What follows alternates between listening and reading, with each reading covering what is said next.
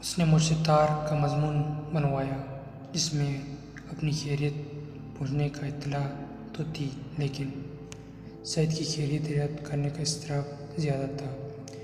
Injection लगवाने की ताकीद भी थी। 4 रोज़ गुजर गए। सईद को जानकी ने 5 तार रवाना किए, पर उसकी तरफ से कोई जवाब न आया। बम्बई जाने का इरादा कर ही रही थी कि अचानक शाम को अजीज़ की तबीयत खराब हो गई। मुझसे सईद के नाम एक और तार लिखवा कर वो सारी रात अजीज़ की तीवदारी में मसरूफ़ रही। मामूली बुखार था, लेकिन चूँकि जानकी को बेहद तशवीश थी, मेरा ख्याल उसकी तशवीश में सईद की खामोशी का पैदा करदा व इसराब भी शामिल था। वो मुझसे इस दौरान कई बार कह चुकी थी, सादत साहब, मेरा ख्याल है सईद साहब ज़रूर बीमार हैं, वरना वो मुझे मेरे तार और ख़त का जवाब ज़रूर लिखते। 5वें रोज़ शाम को अजीज़ की मौजूदगी में सईद का तार आया। इसमें लिखा था, मैं बहुत बीमार हूँ, फ़ौरन चली आओ। तार आने से पहले जानकी मेरी बात पर बेतहाशा हंस रही थी, लेकिन जब उसने सईद की बीमारी की खबर सुनी तो एकदम खामोश हो गई। सईद को ये खामोशी बहुत नागवार मालूम हुई, क्योंकि जब उसने जानकी की मुखातिब किया तो उसके लहजे में तेज़ी थी। मैं उठकर चला गया। शाम को जब वो वापस आया तो जानकी और अजीज़ कुछ इस तरह अलग-अलग बैठे थे जिससे उनमें से काफ़ी झगड़ा हो चुका था। जानकी के गालों में आंसू का मेल था। जब मैं कमरे में दाखिल हुआ तो इधर उधर की बातों में के बाद जानकी ने अपना हैंड बैग उठाया और अजीज़ से कहा, मैं जाती हूँ, लेकिन बहुत जल्द वापस आ जाऊँगी। फिर मुझसे मुखातिब हुई, सादत साहब, इनका ख्याल रखिए, अभी तक बुखार दूर नहीं हुआ। मैं स्टेशन तक उसके साथ गया। ब्लैक मार्केट से टिकट खरीद कर उसे गाड़ी पर बिठाया और घर चलाया। अजीज़ को हल्का हल्का बुखार था। हम दोनों देर तक बातें करते रहे, लेकिन जानकी का जिक्र न आया। तीसरे रोज़ सुबह 5:30 बजे के करीब मुझे बाहर का दरवाज़ा खुलने की आवाज़ आई। इसके बाद जानकी की लफ्ज़ों को ऊपर तले करते हुए अजीज़ से पूछ रही थी कि अब की तबीयत अभी कैसी है और क्या उसकी गैर मौजूदगी में उसने बाकायदे से दवाई पी थी या नहीं। अजीज़ की आवाज़ मेरे कानों तक ना पहुंची, लेकिन आधे घंटे बाद जब नींद से मेरी आंखें बंद रही, अजीज़ की खपकी आवाज़ बातों का बार बार शोर सुनाई दिया। समझ में तो कुछ ना आया, लेकिन इतना पता चल गया कि वो जानकी से अपनी नाराज़गी का इज़हार कर रहा था। सुबह 10 बजे अजीज़ ने ठंडे पानी से गुस्ल किया और जानकी का गर्म किया हुआ पानी वैसे ही गुस्लखाने में पड़ा रहा। जब मैंने जानकी से इस बात का जिक्र किया तो उनके आंखों में आंसू आ गए। नहा धोकर अजीज़ बाहर चला गया। जानकी कमरे में पलंग पर लेटी रही। दोपहर को 3 बजे के करीब जब मैंने उसके पास गया तो मालूम हुआ कि उसे बहुत तेज़ बुखार था। डॉक्टर बुलाने के लिए बाहर निकल गया तो अजीज़ टांके में असबाब रखवा रहा था। मैंने पूछा, कहाँ जा रहे हो? तो उसने मेरे साथ हाथ मिलाया और कहा, बम्बई, इंशाल्लाह फिर मुलाकात होगी। ये कहकर वो टांगे में बैठ गया और चला गया। मुझे बताने का मौका ही ना मिला कि जानकी को बहुत तेज़ बुखार है। डॉक्टर ने जानकी को अच्छी तरह देखा और मुझे बताया कि उसे काफ़ी बुखार चढ़ गया है। अगर एहतियात ना बरती तो नमूनिया होने का खतरा है। डॉक्टर ने नुस्खा देकर चला गया तो जानकी ने अजीज़ के बारे में पूछा। पहले तो मैंने सोचा ना बताऊं, लेकिन छुपाने से कोई फ़ायदा नहीं, इसलिए मैंने कहा दिया चला गया। यह सुनकर उसे बहुत सदमा हुआ। देर तक वो तकिए पर सर रख कर रोती रही। दूसरे सुबह 11 बजे के करीब, जबकि जानकी का बुखार 1 डिग्री हल्का था और तबीयत भी किसी कदर दुरुस्त थी, बम्बई से सईद का तार आया जिस पर बड़े दस्तगी अल्फाज में लिखा था, याद रहे कि तुमने अपना वादा पूरा नहीं किया। मैं बहुत करता रहा, लेकिन वो तेज़ बुखार में पूना एक्सप्रेसवे से बम्बई रवाना हो गई। 5-6 दिनों के बाद नारायण का तारा आया, एक ज़रूरी काम, फ़ौरन मुंबई चले आओ। मेरा ख्याल था किसी प्रोड्यूसर से उसने मेरे कॉन्ट्रैक्ट की बात होगी, लेकिन बम्बई पहुंचकर मालूम हुआ कि जानकी की हालत बहुत नाजुक है। नमूनिया हो गया था। इसके अलावा जब वो पुणे से बम्बई पहुंची तो अंधेरी जाने के लिए चलती ट्रेन में चढ़ने की कोशिश करते हुए गिर पड़ी थी, जिसके बायस उसकी दोनों रानें बहुत बुरी तरह चल गई थी। जानकी के जिस्म की तकलीफ को बड़ी बहादुरी से बर्दाश्त किया, लेकिन जब वो अंधेरी पहुंची और सईद ने उसके बंधे हुए इस बाप की तरफ इशारा करके कहा, मेहरबानी करके यहाँ से चली जाओ, तो उसे बहुत रूहानी तकलीफ हुई। नारायण ने मुझे बताया, सईद के मुंह से ये बर्फ जिससे ठंडे अल्फाज सुनकर वो एक लग के लिए बिल्कुल पत्थर हो गई थी। मेरा ख्याल कि उसके थोड़ी देर के लिए बाद में ज़रूर सोचना होगा कि गाड़ी के नीचे आकर क्यों ना मरी होगी। सादत तुम कुछ भी कहो, मगर सईद औरतों के जैसा सलूक करता है, बहुत ही नामर्दाना है। बेचारी को बुखार थी, चलती रेल से गिर पड़ी थी, और वो भी उस कर्जात के पास जल्दी पहुंचने के बायस।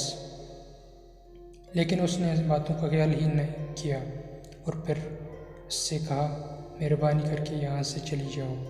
उसके लहजे में मिनटों किसी जज्बे का इज़हार नहीं था, बस ऐसा था जिससे मुझे बहुत दुख हुआ। चुनांचे मैं वहाँ उठकर चला गया। शाम को जब वो वापस आया तो जानकी मौजूद नहीं थी, लेकिन सईद पलंग पर बैठा रम का गिलास सामने रखकर एक नज़्म लिखने में मसरूफ़ था। मैंने उससे कोई बात न की और अपने कमरे में चला गया। दूसरे रोज़ स्टूडियो से मालूम हुआ कि जानकी एक एक्सट्रैक्ट लड़की के घर खतरनाक हालत में पड़ी है। मैंने स्टूडियो के मालिक से बात की और उसे अस्पताल पहुंचवा दिया। कल वहीं है, बताओ क्या किया जाए। मैं तो उसे देखने जा नहीं सकता, इसलिए कि वो मुझसे नफरत करती है। तुम जाओ, देख कर आओ किस हालत में है। मैं अस्पताल गया तो उसने बहुत से ज़्यादा अजीज़ और सईद के मुतल्लिक़ पूछा। जब सलूक उन दोनों ने उनके साथ किया था, उसके बाद की फुरखलूस इस्तफारा से मुझे बहुत मुतासर किया। उसकी हालत नाजुक थी। डॉक्टरों ने मुझे बताया कि दोनों फेफड़ों में पर रौं और जान का खतरा है। मुझे हैरत की जानकी इतनी बड़ी तकलीफ मर्दाना दार बर्दाश्त कर रही थी। अस्पताल से लौटा और स्टूडियो में नारायण की तलाश किया तो मालूम हुआ कि वो सुबह ही से गायब है। शाम को जब वो घर वापस आया तो उसने मुझे 3 छोटी छोटी शीशियाँ दिखाई, जिनका मुंह रबड़ से बंद थे। जानते हो क्या है? मैंने कहा, मालूम नहीं, इंजेक्शन से लगते हैं। नारायण मुस्कुराए, इंजेक्शन ही हैं, लेकिन पेनिसिलिन की। मुझे सख्त हैरत हुई क्योंकि पेनिसिलिन उस वक्त बहुत ही कलील मिकदार में पैदा होती। अमेरिका और हिंदुस्तान में जितनी बनती, थोड़ी देर मिलिट्री अस्पताल में तकसीम कर दी जाती है। चुनांचे मैंने नारायण से पूछा, ये तो बिल्कुल नायाब चीज़ है, तुम्हें कैसे मिल गया? उसने मुस्कुरा कर जवाब दिया, बचपन में घर की तिजोरी खोलकर रुपये चुराना मेरे बाएं हाथ का काम था। आज दाएं हाथ से मिलिट्री हॉस्पिटल का रेफ्रिजरेटर खोलकर मैंने ये 3 बल्ब चुराए। चलो जल्दी करो। जानकी को अस्पताल से होटल में ले चले। टैक्सी लेकर अस्पताल गया और जानकी को उस होटल में ले गया जिसमें नारायण दुकानों का पहले ही बंद हुआ। जानकी ने मुझे कई बार पूछा, उसे होटल में क्यों लाया हूँ। हर बार मैंने यही जवाब दिया, तुम्हें मालूम हो जाएगा। और जब उसे मालूम हुआ, यानी जब नारायण ने सिरंज हाथ में लिए उसे ठीक उस कमरे में आया तो नफरत से उसे एक तरफ मुंह फेर लिया और मुझसे कहा, सादत साहब इसे कह दें, चले जाइए यहाँ से। नारायण मुस्कुराया, जाने मन गुस्सा थूक दो, यहाँ तुम्हारी जान का सवाल है। जानकी को तेश आ गया। सादत साहब, मैं जाती हूँ यहाँ से, या आप सरामखोर को निकालिए बाहर। नारायण ने धक्का देकर उसे उठा दिया और मुस्कुराते हुए कहा, यह आराम ज़्यादा तुम्हें इंजेक्शन लगा कर ही रहेगा। खबरदार जो तुमने मुज़ाहमत की। यह कहकर उसने एक हाथ से मजबूती के साथ जांकी का बाजू पकड़ा। सिरंज मुझे देखकर उसने स्पिरिट में रुई भिगोई और उसका डेंटर साफ किया। उसके बाद रुई मुझे देखकर उसने सिरंज की सुई उसके बाजू के मछली में दाखिल कर दी। वो चीखी, लेकिन पेनिसिलिन उसके जिस्म में दाखिल हो चुकी थी। जब नारायण ने जांकी का बाजू अपने मजबूत ग्रिप से अलहदा किया तो उसके रोना शुरू कर दिया। नारायण ने उसकी बिल्कुल परवाह न की और स्पिरिट लगी रुई से इंजेक्शन वाला हिस्सा पहुँच कर दूसरी कमरे में चला गया। पहला इंजेक्शन रात के 9 बजे दिया था, दूसरा 3 बजे के बाद देना था। नारायण ने मुझे बताया कि अगर 3 के 3.5 घंटे हुए तो पेनिसिलिन का असर बिल्कुल ज़ाहिर हो जाएगा। चरंज वो जागता रहा। तकरीबन 11:30 बजे उसने स्टूडियो चला और सिरंज बाली और उसमें दवा भरी। जांकी खरखर भरे सांस ले रही थी, आंखें बंद थी। नारायण ने दूसरे बाजू को स्पिरिट से साफ किया और सिरंज की सुई अंदर भिगो दी। जांकी को होंठों में पतली सी चीख निकली। नारायण ने दवा जिस्म के अंदर भेजकर सुई बाहर निकाली और स्पिरिट से इंजेक्शन वाली जगह साफ करते हुए मुझे कहा, अब तीसरा 3 बजे।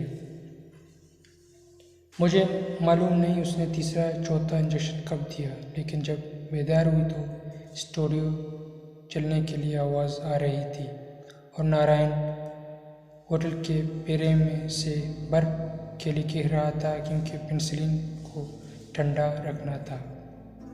9 बजे 5वां इंजेक्शन देने के लिए जब हम दोनों जांकी के कमरे में गए तो वो आंखें खोली लेटी थी। उसने नफरत भरी निगाह मुंह से नारायण की तरफ देखा, लेकिन मुंह से कुछ न कहा। नारायण मुस्कुराए, क्यों जाने मन, क्या हाल है?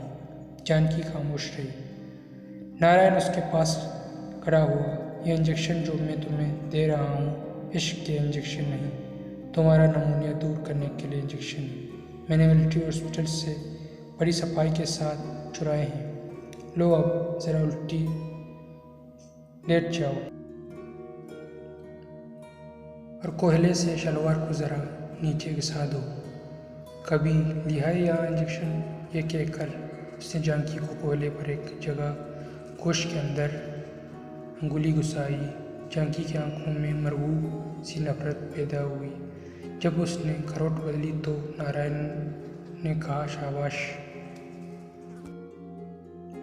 बेशतर उसके कि जांकी कोई मजम्मत करे। नारायण ने एक हाथ से उसकी शलवार नीचे खिसकाई और मुझसे कहा, स्पिरिट लगाओ।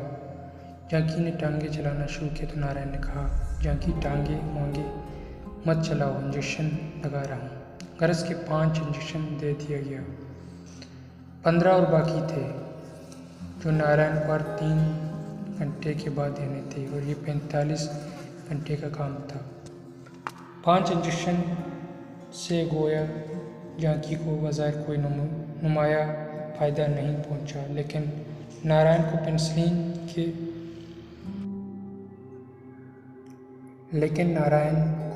की इजाज़त का यकीन था और उसे पूरी उम्मीद थी कि ये बच जाएगी।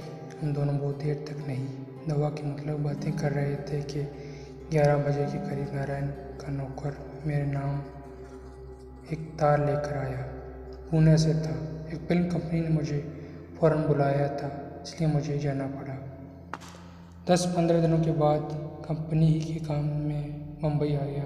काम ख़त्म करके जब मैं अंधेरी पहुंचा, सईद से मालूम हुआ कि नारायण अभी तक होटल में ही है। होटल बहुत दूर शहर में था, इसलिए रात को वहीं अंधेरी में रहा। सुबह 8 बजे वहाँ पहुँचा तो नारायण के कमरे का दरवाज़ा खुला था। अंदर दाखिल हुआ तो कमरे खाली पाया। दूसरे कमरे का दरवाज़ा खोला तो एकदम आंखों के सामने कुछ हुआ। जांकी मुझे देखते ही हलक के अंदर घुस गई और नारायण ने जो उसके साथ लेटा था मुझे वापस जाते देखकर कहा, आओ मिंटू आओ। मैं हमेशा दरवाज़ा बंद करना भूल जाती हूँ। आओ यार बैठो उस कुर्सी पर, लेकिन ये झांकी की शलवार दे देना।